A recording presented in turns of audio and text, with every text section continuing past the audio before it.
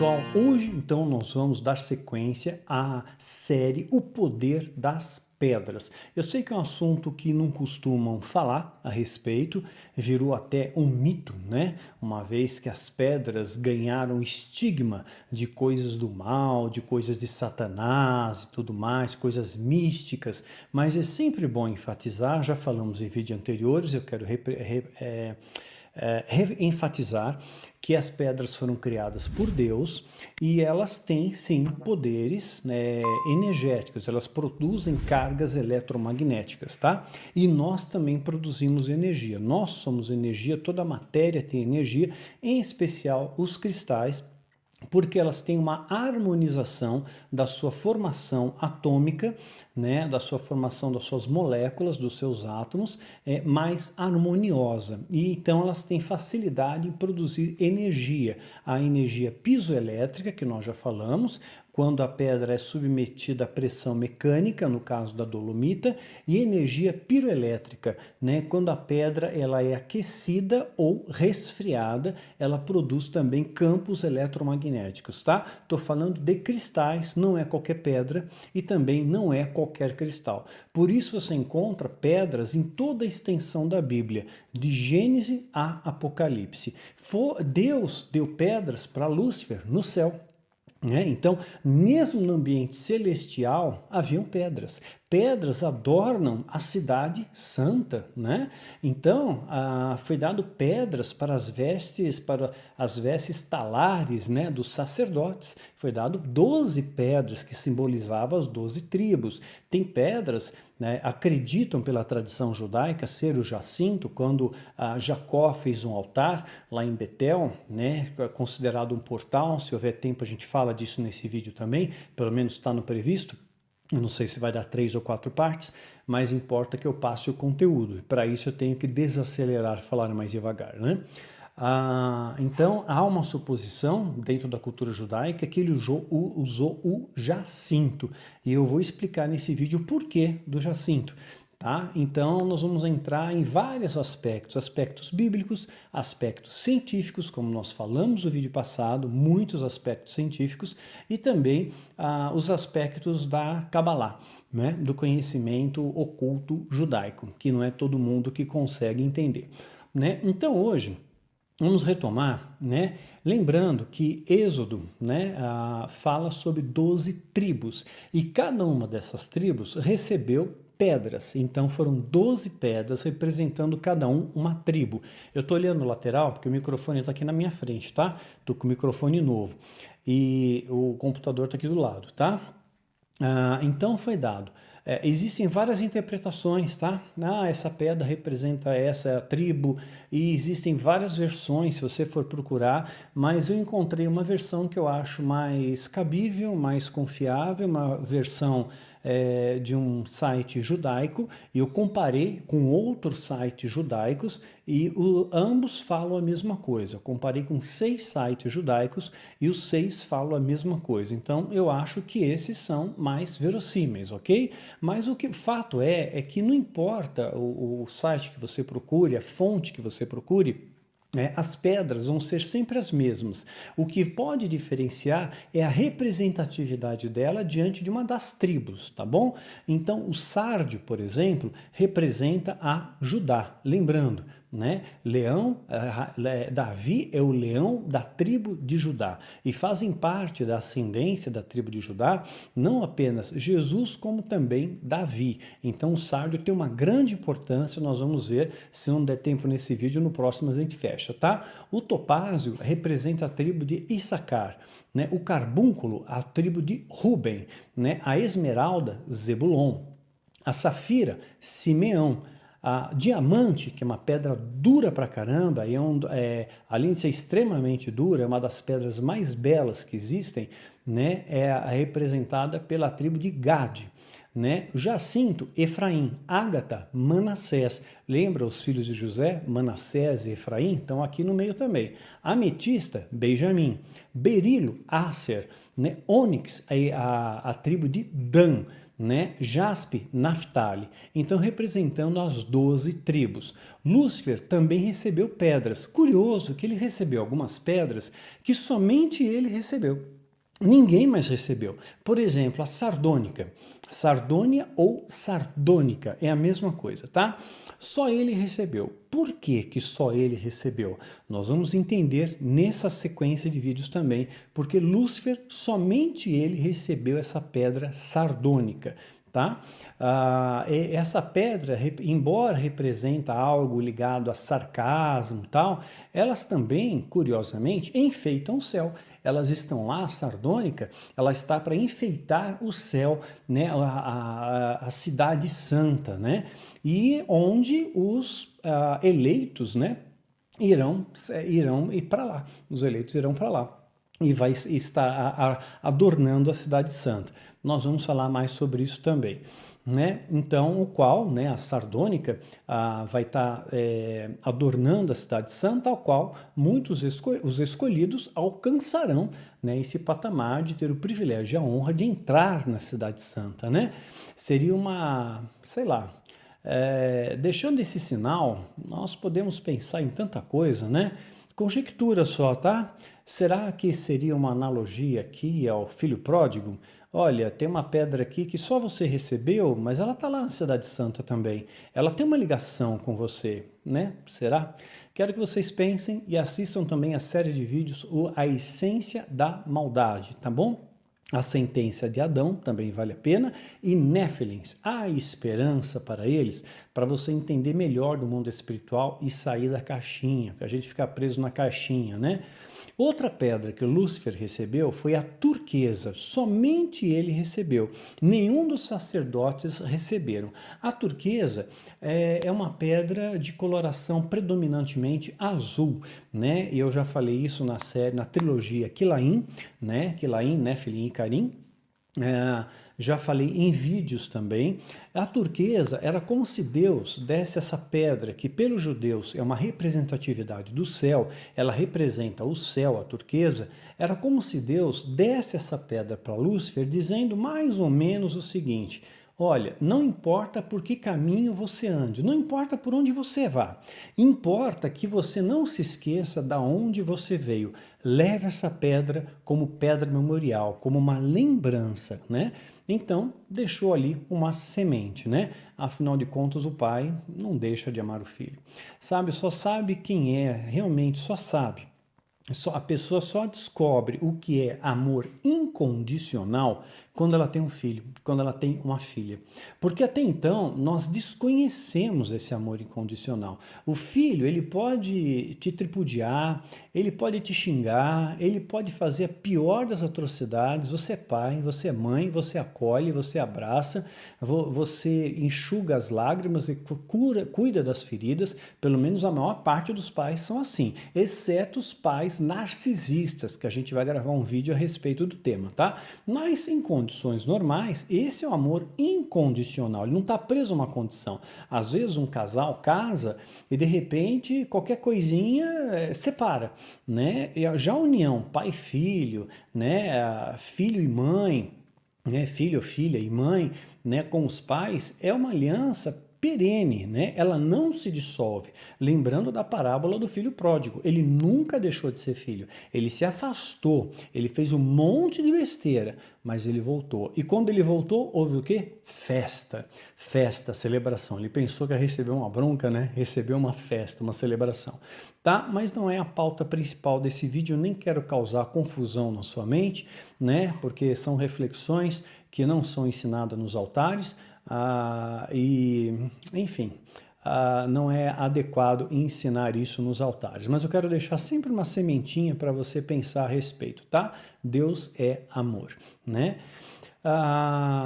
Turquesa também é uma pedra, é considerada uma super pedra, tá? Segundo a tradição, segundo o conhecimento, né, de quem estuda as pedras, a turquesa é considerada uma super pedra que daria boa sorte e também proteção, né? É considerada desde a antiguidade como uma pedra sagrada. A turquesa, desde a antiguidade, uma pedra sagrada. A turquesa foi usada por cavaleiros, por reis, nas suas coroas, como pedras, né?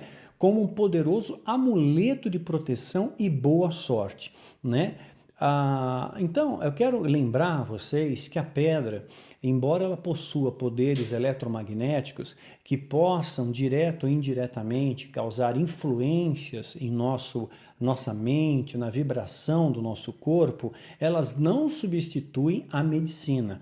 Pedra não é para ser amuleto, pedra não é para ser adorada, não é para acender vela para pedra, não é a pedra ungida, e a pedra não substitui a medicina, ok?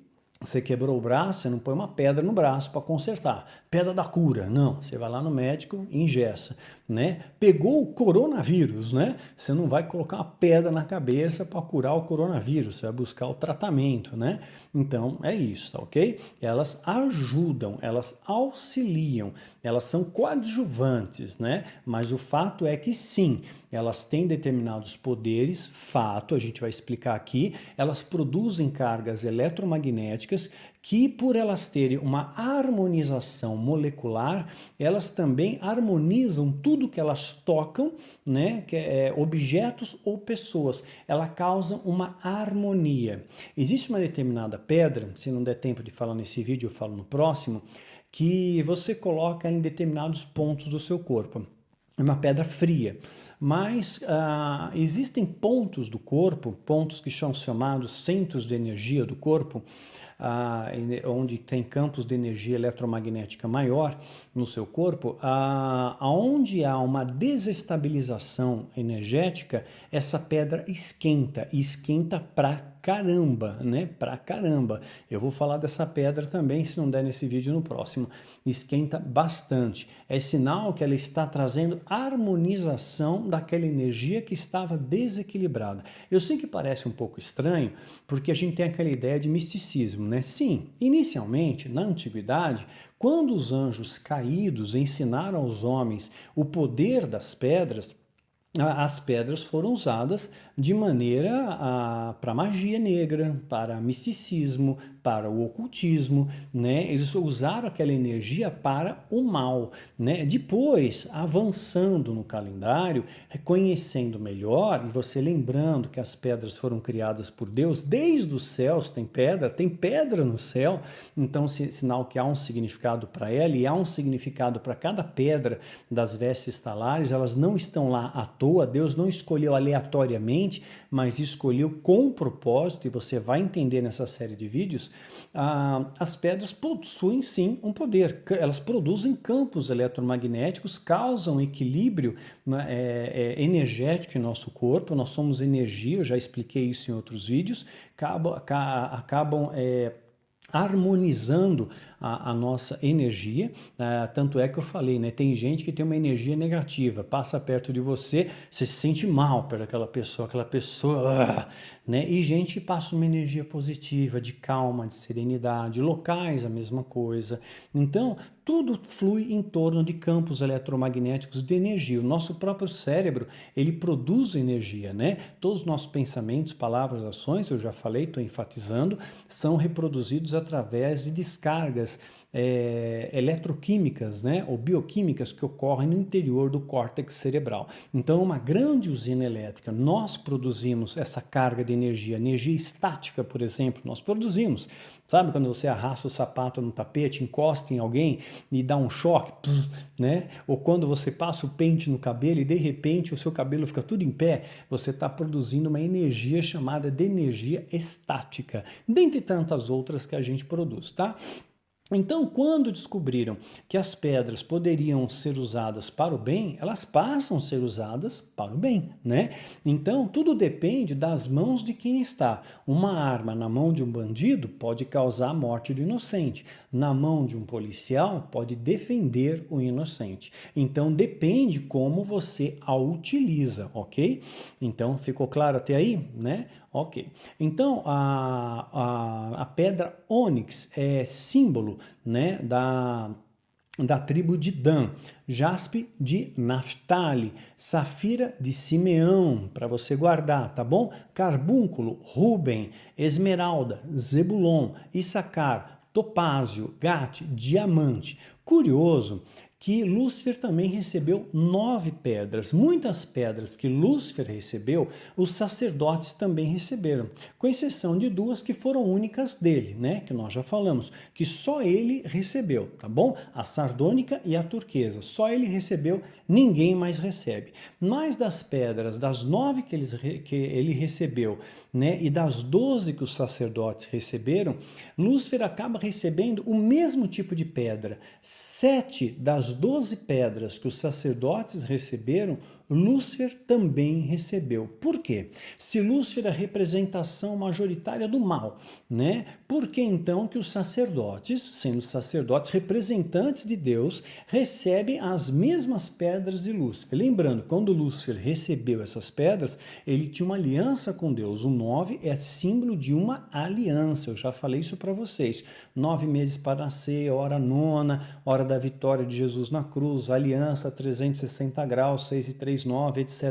e tal. Então, 7 das 12, Lúcifer recebeu, portanto, a maioria, né, que por sua vez são associadas a tribos, né, que tem uma importância grande. Lembrando que cada tribo, ela desempenhava uma função, cada tribo tinha uma função, não eram, aqui é um exemplo muito grande de organização. Você quer que uma coisa funcione, tem que haver ordem, tem que haver equilíbrio, tem que haver respeito, porque senão não funciona. As nossas células só funcionarão desta forma. Estamos abrindo células novas, eu não sei quando esse vídeo vai ser publicado, se vai ser próxima a abertura da célula ou não, mas o fato é que precisa haver ordem, precisa haver disciplina. Se não houver ordem, não houver disciplina, não houver obediência, não há crescimento. Simples assim. A chave, né, do poder, da autoridade, é a obediência, né? Para que você tenha unção, é necessário que você tenha obediência aos valores e mandamentos de Cristo, tá? Então, assim, a tribo de Dan, ela tinha como símbolo a balança. Lembra que balança nos remete ao quê? A direito, né? A balança, a estátua lá balançando, né? Trazendo ponderação. Então, a símbolo de Dan era responsável pelo direito, formada por juízes que decidiam as causas de todo o povo. Então, todo conflito que havia entre o povo, a tribo de Dan resolvia. Lembrando, no início, Moisés, ele mediava esses conflitos, até que o sogro dele, Jetro, deu o conselho: tá demais para você, você vai enlouquecer, Moisés, né? Então, você tem que delegar. E aí as tribos passaram a existir e passaram a ser delegadas tarefas para elas. Então a tribo de Dan era responsável pela justiça, seu símbolo é a balança, e era composta de juízes que arbitravam nos conflitos que havia entre o povo. Tá? Assim, a tribo de Naftali, né, o símbolo dela vai ser a gazela, né? Isso vai ser engraçado, por que gazela, né?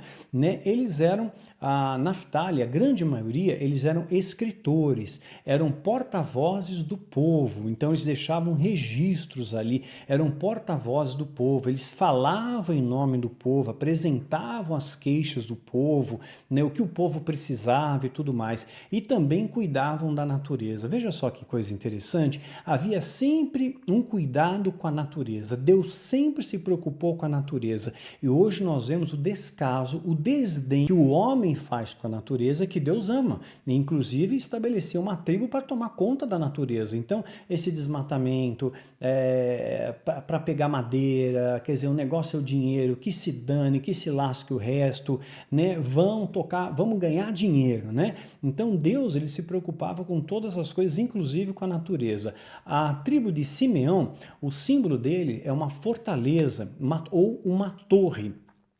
Ele era responsável pela proteção das tribos, formada por soldados de guerra. E essa era a função da tribo de Simeão, proteção das tribos. A tribo de Ruben, o símbolo era o sol e a água. A função dessa tribo era responsável pela pecuária, criação de animais e pastoreio, da onde vinha o alimento, né? A tribo de Zebulon, o símbolo é o navio, né? Era responsável pelo comércio marítimo, né? Pelas negociações marítimas, né? Negociações de mercadorias com outras nações.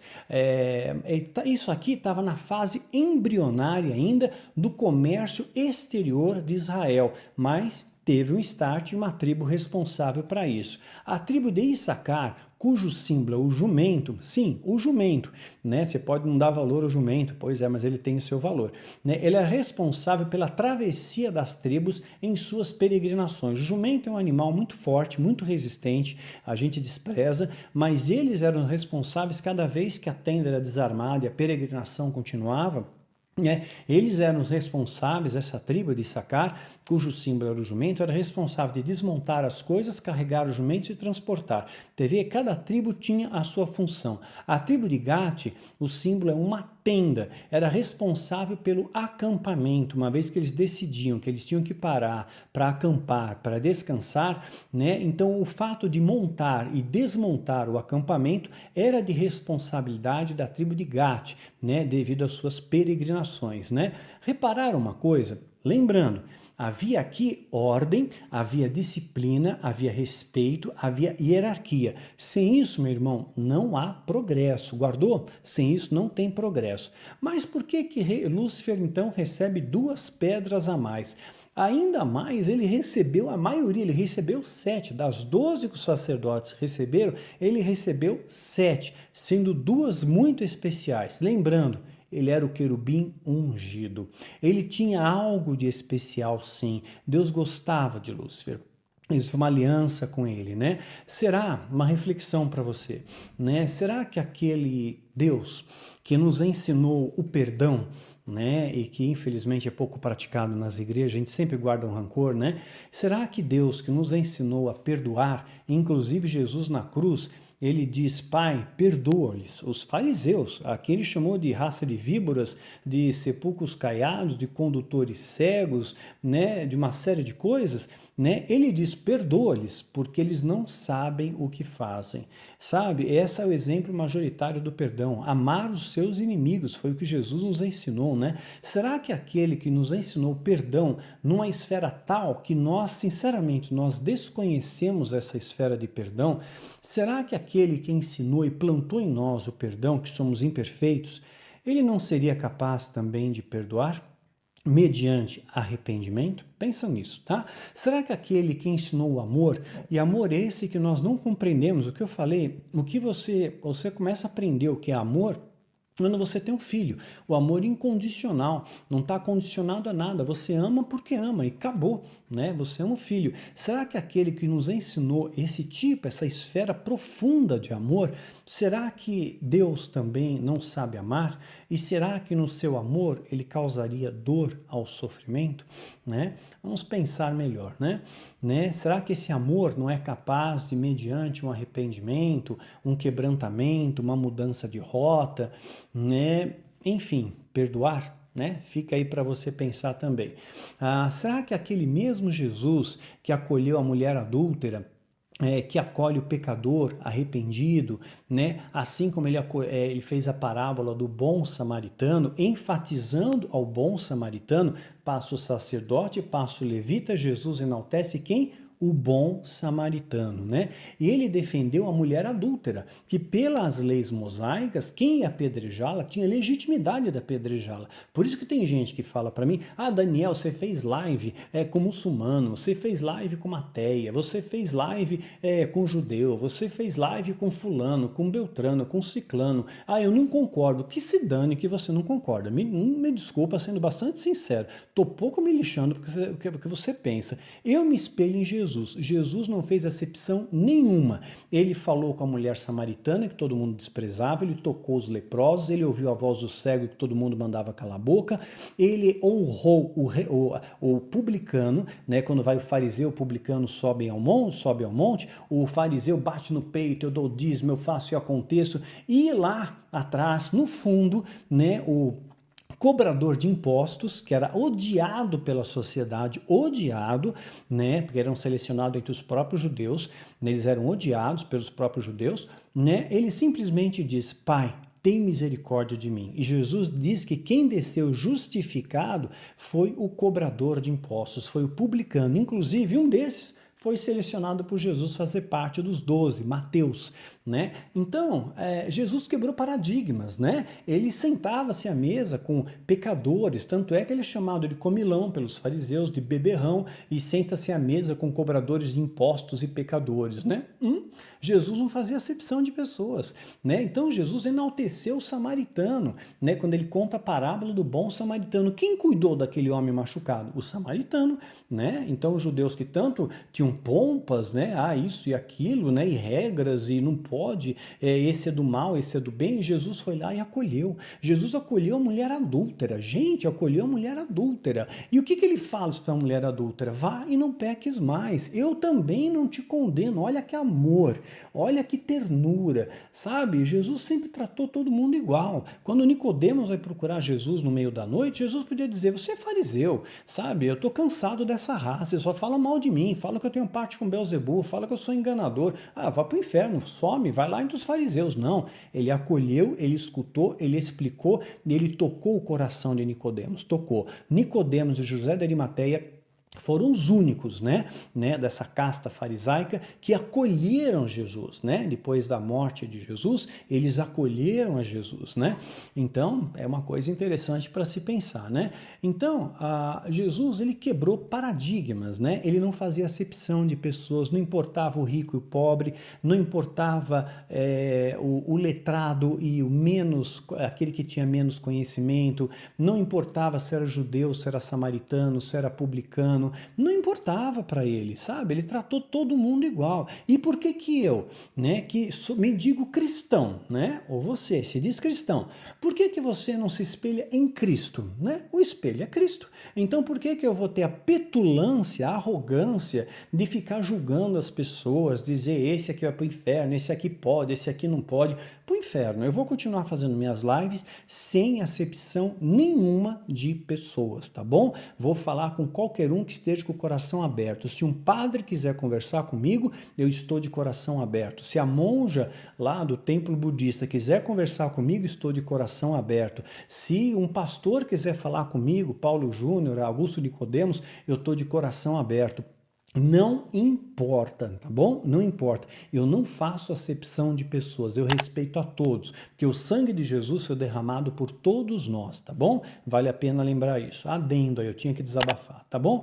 Então, não está escrito na Bíblia que o publicano se converteu para o cristianismo. Não está escrito, mas Jesus honrou o publicano. Curioso, né?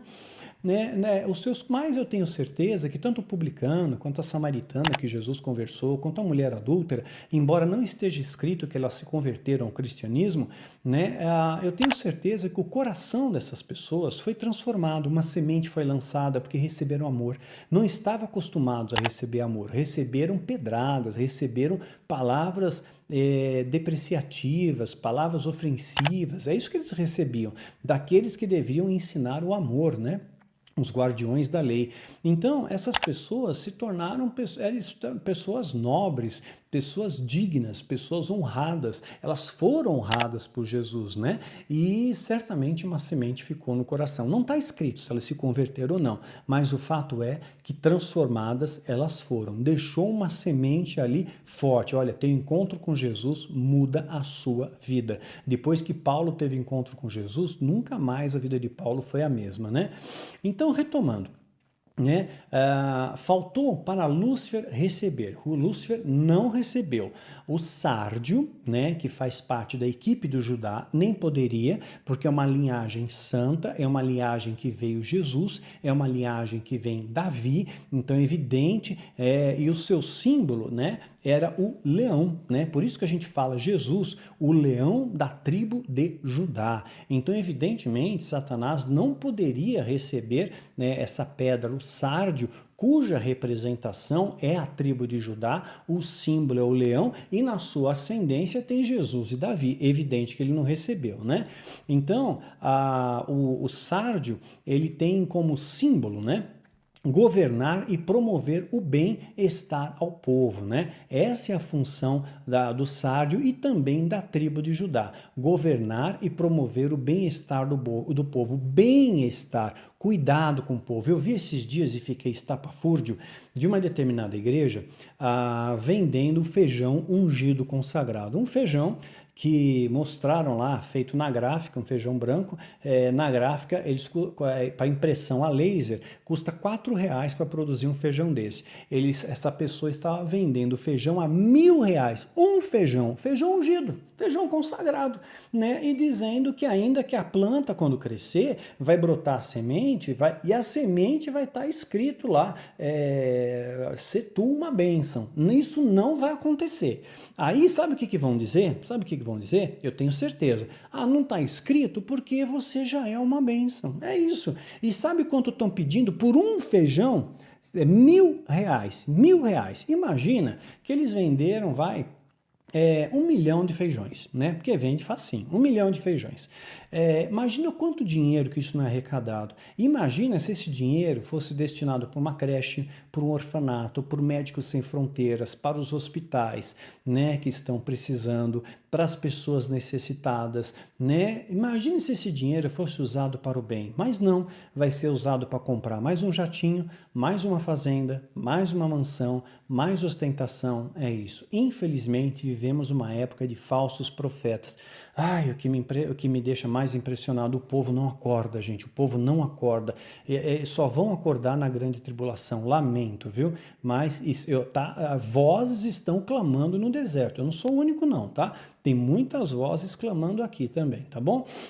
Então, essa tribo, né, a tribo de Judá, também era responsável, olha só, pela saúde, né, era pela saúde do povo, e era formada por médicos, enfermeiros e terapeutas. Claro, a medicina da época também era responsável pela saúde de Jesus.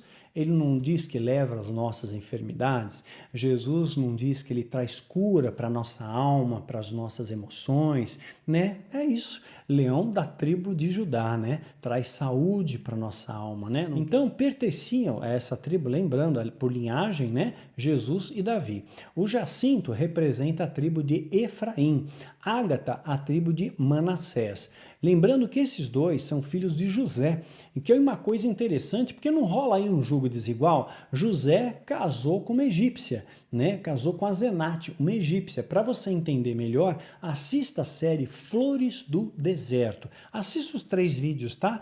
Mas aqui o que eu falo de Azenate é o vídeo número 3, tá bom? Que eu conto a história de José e Azenate. Cadê o julgo desigual? Não é estranho, né? E os filhos deles ganharam tanta honraria que entraram para as tribos, né?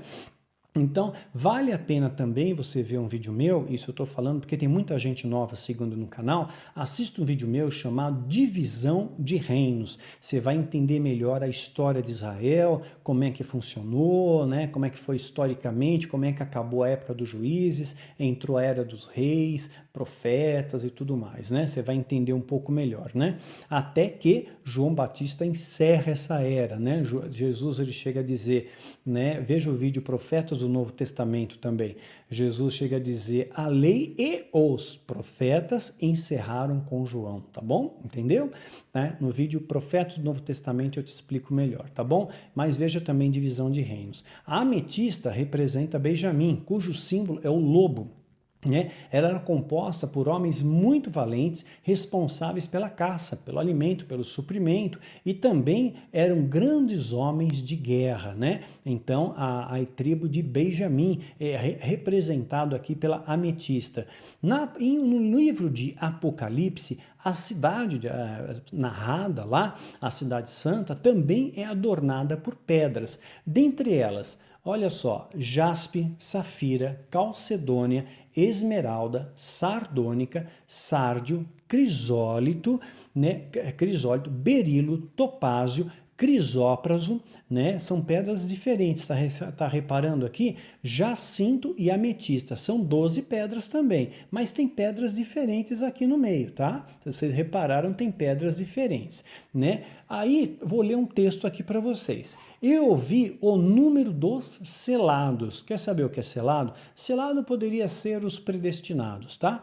Mas eu falo sobre selados num livro meu, vou colocar até aqui, chamado Rastros do Oculto. Você vai entender o que é selado na posição dos satanistas, né? Mas a Bíblia também fala dos selados, fala também, né? Mas nós podemos chamar de predestinados para quem tem mais dificuldade para entender, tá? Eu vi o número de selados e eram 144 mil selados. Presta atenção nisso. De todas as tribos dos filhos de Israel, 144 mil. Então, na tribo de Judá, havia 12 mil selados. Na tribo de Ruben, haviam 12 mil selados. Na tribo de Gade, 12 mil selados. Na tribo de Aser, também 12 mil selados. Na tribo de Naphtali, 12 mil. Na tribo de Manassés, 12 mil. Na tribo de Simeão, 12 mil. Na tribo de Levi, também 12. Né? E na tribo de Issacar, também 12. Na tribo de Zebulon, 12 também. Na tribo de José, 12 mil. Na tribo de Benjamim, 12 mil. Apocalipse 7, de 7 a 8. Aí você vê um mistério. Quando nós estudamos essas tribos no vídeo anterior, nós falamos que essas tribos eram compostas de exércitos. E exércitos grandes, né? De 50, de 30, até de 100 mil homens, né? E aonde foi parar todos esses? Porque só sobrou, ao todo, se você somar aqui, 144 mil de cada tribo, né? Então, quer dizer, se você fizer a soma de quanto dá e de quanto tinha o exército anterior, existe uma grande diminuição, 23% só entraram. Significa que a maior parte, lamentavelmente, se corrompeu. Esse mundo jaz no maligno. A questão, meu irmão, minha irmã, não é estar em pé, é se manter em pé. Quando entra o orgulho, quando entra a soberba no seu coração, olha, acaba com a tua vida, viu? Acaba, isso é um veneno, isso é um câncer na sua alma, tá? Então, eu não vou entrar aqui em detalhes, em mérito das tribos, né? Porque esse estudo está mais focado para as pedras, tá? Mas tem muita coisa interessante nas tribos. Todas as 12 tribos, então, elas foram citadas. Porém, com exércitos menores, lembrando, totalizando 144 mil, né, os exércitos, a soma de cada exército, né, sempre cada um tinha 12 mil selados, a soma de todos eles 144 mil, o que é muito distante do número que eles tinham antes, significa que a maioria se perdeu, a maioria deixou de vigiar, a maioria se entregou ao pecado do mundo, né, então você vê como é estreita a passagem. Jesus falou, né? Essa passagem é estreita, viu? Cuidado, essa passagem é estreita. Jesus já deixou avisado que o negócio é estreito. Não falou que era fácil, não. 23% apenas entraram, né? É um número pequeno, né? A grande maioria fica para a grande tribulação, né? Os descendentes, tá?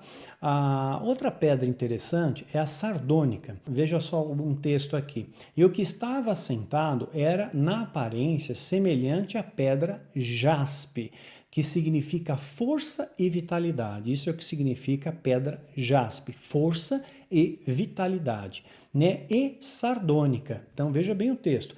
E o que estava assentado era na aparência semelhante à pedra jaspe, né? Força e vitalidade, e sardônica. Sardônica, lembra que só Lúcifer recebeu? E ele aparece aqui. E aí continua, Apocalipse 4:3.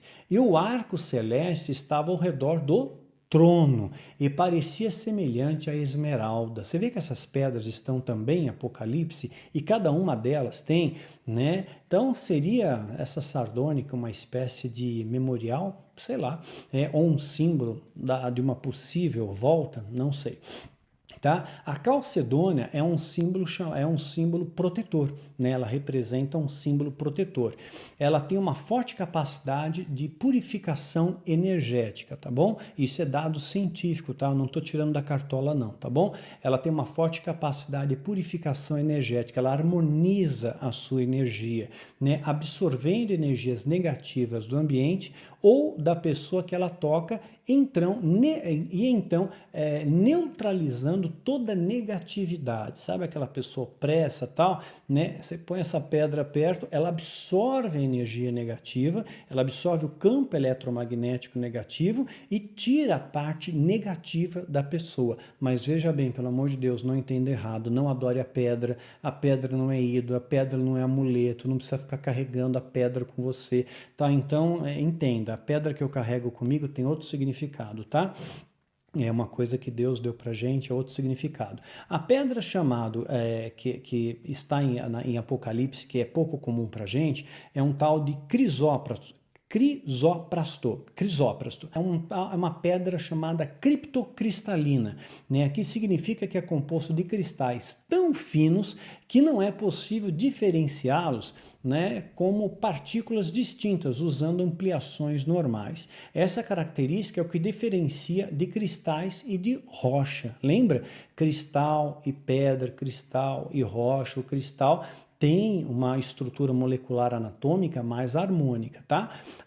Então, a ametista, o citrino e outras variedades de quartzo cristalino, que são basicamente transparentes, também são formados e agregados a microcristalinos do sistema trigonal, né? As fibras microscópicas de quartzo têm uma ordem radial, tá? Isso aí eu estou usando termos técnicos que foi tirado de livros técnicos também, tá? Outros membros da família do quartzo, por exemplo, o quartzo ou criptocristalino são a ágata, a cornalina e o ônix, tá? Então, algumas pedras que você não escutou antes, mas que elas estão em Apocalipse. Calcedônia, crisólito e crisóprasto, né? São pedras novas, mas elas estão no céu, sinal que elas têm um significado e elas não estão lá por acaso. A sardônica, por exemplo, é uma pedra que compõe um número de pedras que enfeitam o céu, a qual os escolhidos alcançam, relembrando. E pedras, e essas pedras que também os sacerdotes receberam, né, pautado no símbolo dessas pedras exclusivas do céu, podemos inferir, né, o significado dessa pedra e os campos eletromagnéticos que elas expõem. Tá? Ela é um local, o céu, então, né, pautado nessa energia, nesses campos eletromagnéticos dessas pedras, seria um local isento de energia negativa, porque essas pedras absorvem toda a energia negativa do local. Né? Toda energia negativa é transformada em energia positiva. Né? Por isso que é um local sem lágrimas, sem dor, sem sofrimento, porque só existe energia do bem, não tem inveja, não tem ciúmes, não tem orgulho, não tem soberba, não tem energias negativas, sabe? Gente que quer o teu mal e tudo mais. Tem gente que torce pelo teu mal, você sabe disso, né? Que adora ver uma tragédia, né? Então, essas pessoas são más, né? E no céu não vai ter isso, não vai ter lágrimas, não vai ter sofrimento, justamente porque não vai haver espaço para nenhum campo de energia negativa, né? Não haverá também cansaço, existem pedras que renovam as forças, né? Não haverá cansaço, só força e vitalidade. Lembra da pedra que dá força e vitalidade? Não há cansaço, mas somente força e vitalidade. Então você não vai ficar fadigado, né? Você vai estar sempre com disposição. Essa fadiga que a gente sente nesse mundo, esse cansaço, isso tudo vai passar, né? Então também não haverá fome, não haverá fome. Não vai existir mais fome. As leis do céu são justas. Existem leis celestiais, é claro. Para que haja ordem, para que haja equilíbrio, né, existem leis, tá? Não pense que não tem lei, não. Tem lei e tem punição para essas leis, tá? Porque se eu fizer uma lei sem que tenha uma sentença e uma punição, ninguém respeita a lei. Então essas leis, elas têm punições também, que não me cabe agora falar, mesmo porque não é pauta desse vídeo, tá bom? Mas há leis e essas leis são extremamente justas, justamente para perpetuar a paz, a harmonia e a justiça no céu, tá? Não haverá doenças mais no céu, não terá mais doenças, né? Qualquer doença que tiver, lembra que a árvore da vida, as folhas da árvore da vida trazem cura para as nações.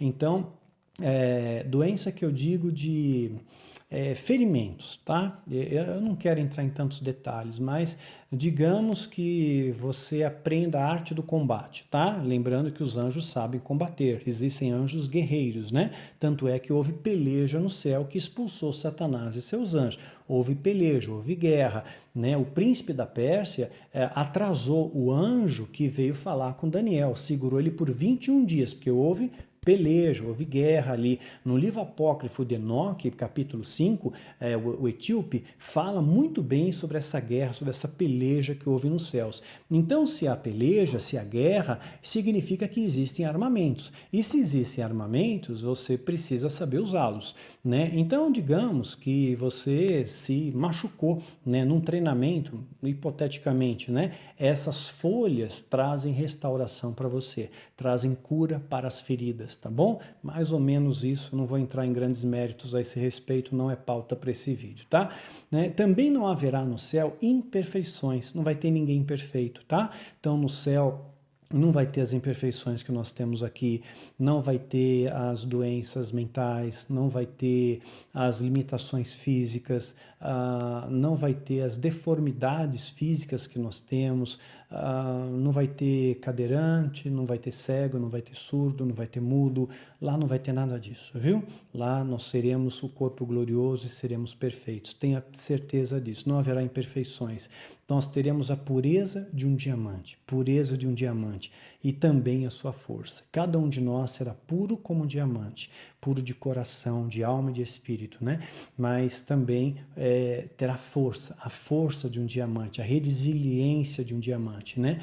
E também a beleza incomparável da safira. Sabia que a safira era a pedra preferida da princesa Diana, né? Muitos reis e rainhas usavam coroas, eu já falei, e essas coroas tinham pedras, e essas pedras, eu já falei em vídeos anteriores, tecnicamente, teoricamente, favoreciam a comunicação deles com o divino para liderar o povo.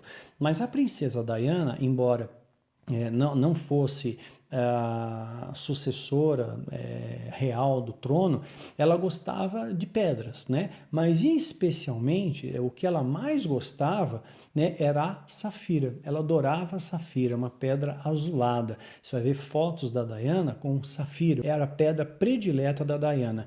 Também essas mesmas pedras safiras também foram dadas a Lúcifer, curiosamente. Por quê? Né? As pedras que foram dadas a Lúcifer, né? O topázio, né? O diamante, força, né? O ônix, jaspe, né? Que são pedras que também adornam a cidade santa e também fazem parte da construção do muro da cidade santa, né? Que também usam essas pedras, né? Então a tribo de Naftali, né? A pedra que representando é jaspe, eu já falei isso, que significa em hebraico minha luta. Lembrando que Jacó abençoou o seu filho Naftali, né? Também conhecido como mensageiro, né? Então, no final da Torá, do Pentateuco, né, Moisés também abençoa a tribo de Naftali, né? Será que Lúcifer, para a sua rendição, será que ele também não tem que nos enviar uma mensagem? Que todos nós entendamos que só existe um caminho, que é Deus, que se você seguir o mal, você se estrepa, se você fizer a coisa errada, ele tem o direito e a legalidade de entrar em ação? Será? Né? Porque se você estiver no centro da vontade de Deus, mal algum te alcançará, né? Mas se você não estiver no centro, o mal te alcança. Então, será que Lúcifer não está te ensinando a estar no caminho certo? Como um policial, né? Se você se desvia das leis, o policial lá e faz com que as leis sejam cumpridas, né? Sei lá, para você pensar também, não estou afirmando nada, tá bom, gente? Isso não é uma afirmação, é algo para você pensar, tá bom? Eu sei que eu estou entrando numa feijoada aqui, não é o termo, né? E o curioso, né, que esse símbolo, né, de Naftali como mensageiro, minha luta e essa pedra jaspe, ela também está associada à astrologia, ao zodíaco. No meu canal também tem vídeo sobre isso, os signos do zodíaco, tá? Vale a pena você olhar. E curiosamente, o alinhamento dessa pedra, simbologia dessa pedra, né, ela está alinhada ao signo de Peixes, que é a marca de Cristo. Você não vê o peixinho nos carros? Porque Jesus escolheu pescadores e falou, eu vou fazer vocês pescadores de homens, né? Então, o símbolo de Jesus, do cristianismo, é o peixe, por isso que é o peixe. E está ligado, curiosamente, ao zodíaco, ligado também ao signo de peixes. E isso, pela Kabbalah, tem uma importância tremenda e pelo satanismo também. Né? Nessa época, essa tribo ocupava o norte da Galileia. Hoje, representa Israel e sul do Líbano, representando a tribo de Naftali, tá? Então, gente, só para não ficar longo demais, vou concluir aqui. Vai ter que ficar 4 partes mesmo, porque é longo, tá? Eu tô deixa eu ver aqui que parte que eu tô. Estou na página 25 do meu apontamento, que tem 86 páginas, então vai ser 4 ou 5 partes, tá? Então, concluindo aqui, todas essas tribos receberam, por algum motivo, as mesmas pedras que Lúcifer recebeu no céu. Curioso, né? Então, uma aliança feita por Deus pode ser quebrada? Pensa nisso. Uma aliança feita por Deus, ela pode ser quebrada? Um pai deixaria de amar o seu filho? Porque ele manteve a porta aberta a ele no céu? A porta está aberta. Lúcifer tem livre trânsito no céu, né? Como diz Jó 1:6. E um dia em que os filhos de Deus vieram apresentar-se perante o Senhor, veio também Satanás dentre eles. Então, os filhos de Deus, os anjos, vieram se apresentar-se diante do Senhor. Dentre esses filhos, Satanás estava lá. Então, ele tem livre acesso. Por quê? Por que será que ele tem esse livre acesso, né? Eu pretendo esclarecer tudo isso nesse vídeo, tá? Então espera, ouça ele inteiro, para depois você formular suas questões, suas dúvidas, suas elucubrações, antes de criticar, de falar que eu falei o que eu não falei, coisa e tal, tá bom? Então espera, escuta tudo, tá bom?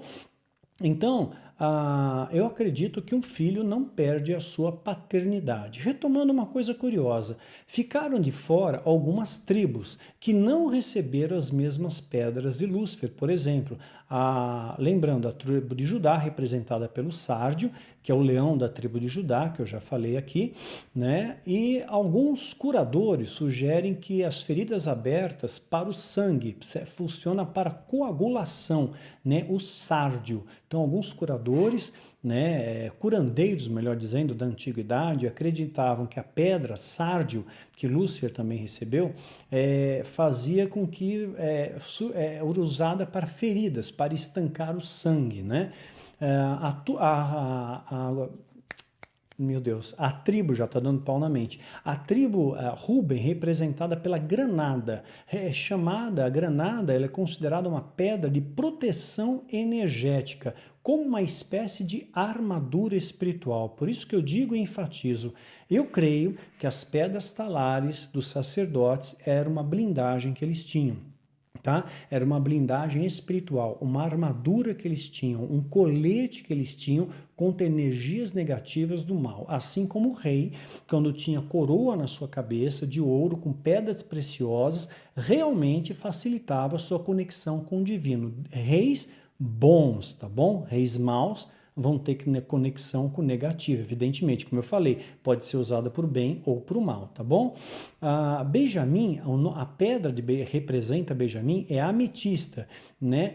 Usada desde a antiguidade, essa ametista, por magos e sacerdotes como proteção espiritual, afastando cargas negativas. Nós vemos também um destaque para os filhos de José do Egito, mesmo sendo esses filhos raças misturadas, do hebreu com a egípcia, lembrando lá, ver flores do deserto. Em especial a última, né, onde eu menciono o caso ali de José com Azenate, a egípcia, né? Manassés é representada pela pedra ágata, né? Essa pedra, ela tem, o simbolismo dela é equilíbrio energético, sendo capaz de transformar energias negativas em positivas. Efraim, jacinto, cor azul avermelhado, era o manto que deram para Jesus, né? E o sangue de Cristo também, né? Avermelhado. Pedra sagrada para erigir o altar era o jacinto, né? Segundo as traduções judaicas, Jacó fez um altar com pedras, dentre elas jacinto. Acordando, pois, Jacó do seu sono, disse: na verdade, Senhor, o Senhor está nesse lugar, e eu não sabia. Claro, é um portal dimensional ali, tá bom? É uma janela por onde os anjos entram na terra, tá? Já pensou o Senhor estar aí, onde você está, e você nem se quer saber? Pois é, mas agora ele está do seu lado, tá? Né? E temeu e disse, quão terrível é esse lugar, esse não é outro lugar senão a casa de Deus, ou seja, o acesso à casa de Deus, o caminho, o portal, tá? Então, é uma porta para os céus, né? Então, levantou-se Jacó pela manhã de madrugada e tomou a pedra que tinha posto por seu travesseiro, né? E a pôs em coluna e derramou azeite em cima dela, consagrou e chamou o nome daquele lugar Betel. O nome, porém, daquela cidade antes era Luz. Isso está em Gênesis 28, de 16 a 19, né? Pensando que ele tirou a pedra que estava sob seu travesseiro. Será que aquela pedra estava ajudando o sono dele? Será que tinha jacinto no meio, né? Ou nos seus sonhos? Né? Betel, hoje, é uma cidade que fica a cerca de 17 quilômetros ao norte de Jerusalém. E é um local árido, rochoso, não tem civilização lá. Tá? É um portal dimensional muito bem camuflado, né? Novas escavações arqueológicas provam a existência que houve sim uma cidade ali. Então a cidade de Betel ou Luz realmente existiram. É um local sagrado, é um portal dimensional, tá bom? Hoje não tem nem cidades nem habitações lá. Observe também a descrição de Ezequiel ao ver os anjos, último texto desse vídeo, tá bom? E quanto à semelhança dos seres viventes, né, no seu aspecto era como ardentes brasas de fogo, guardou brasas de fogo, né? O querubim da guarda andava sobre as pedras afogueadas, lembra disso? Depois a gente vai montar o quebra-cabeça, tá? Com uma aparência de lâmpadas, brilhando, brilhando. E fogo, de novo fogo. E subia e descia entre os seres viventes. E o fogo resplandecia. E do fogo saíam relâmpagos. Relâmpagos, veja bem, não saíam trovões. Porque depois do relâmpago vem o que? O trovão. Mas não tinha trovão, só tinha relâmpago. E saíam relâmpagos. E os seres viventes corriam e voltavam, à semelhança de um clarão de um relâmpago, né? O aspecto das rodas e da obra delas era como a cor do berilo, né? Brilhante. Havia algo semelhante a de um trono, que parecia de pedra de safira. Olha a safira aqui de novo. E sobre uma espécie de trono havia uma figura semelhante à de homem. Deus fez o homem à imagem e semelhança e os anjos também, tá? Vi como a semelhança de fogo em um esplendor ao redor dele. Ezequiel 1, de 13 a 27. Então a gente vê a palavra fogo, relâmpago, né? Berilo, safira. Quer ver uma coisa curiosa? Observe só essa narrativa de Daniel ao ver o anjo. Naqueles dias, eu, Daniel, estive triste por 3 semanas. Alimento desejável não comi, nada aprazível. Nem carne, nem vinho entraram na minha boca, né? Nem me ungi com unguento até que se cumpriram 3 semanas, porque o príncipe da Pérsia estava oferecendo resistência. E no dia 24 do primeiro mês, eu estava à borda do grande Idequel, né? E levantei os meus olhos e olhei. Eis que um homem vestido de linho, né? E seus lombos cingidos de ouro fino de Eufaz. Eu já falei do ouro de Eufaz no meu canal, vale a pena ver, tá bom? E o seu corpo era como berilo, brilhante, e seu rosto parecia um relâmpago, de novo luz, né? A aparência dos anjos, e seus olhos como tochas de fogo, e seus braços e seus pés brilhavam como bronze polido, e a voz das suas palavras era como a voz de uma grande multidão. Daniel 10, de 2 a 6, né? Então a gente vê aqui berilo, relâmpago, fogo, bronze polido. Interessante isso, né? Semelhante à visão de Ezequiel, também fogo, relâmpago, berilo, só que ele acrescenta safira. Na visão de Ezequiel acrescenta safira, considerada uma pedra da realeza. Safira é considerada uma pedra da realeza, né? Pedra essa que a princesa Diana também amava, né? Pedra preciosa de cor azul, que também é usada na construção dos muros da Cidade Santa. Incrível, né? Uma coisa fantástica isso. Bom, eu vou parar por aqui, gente, que tem muita coisa para falar, mas eu vou parar por aqui, né? A gente vai continuar exatamente deste ponto, ok? Eu quero ensinar para vocês em toda a complexidade, em toda a profundidade, em toda a extensão, não quero omitir nada e não quero que você tenha dúvida alguma. Eu sei que nesse momento você talvez ainda tenha cheio de dúvidas, cheio de perguntas, cheio de curiosidades, mas eu te garanto, né, que até o final dessa série você não vai ter dúvida nenhuma, todas elas serão dissipadas e você vai ter um conhecimento extraordinário, tá? Que vai mudar a sua história, vai mudar a sua vida, tá bom? Então é isso que eu desejo a vocês. Até o próximo vídeo. Aguardem que vai ser tremendo, tá bom? Que Deus te abençoe e te guarde. Até o próximo domingo. Até mais.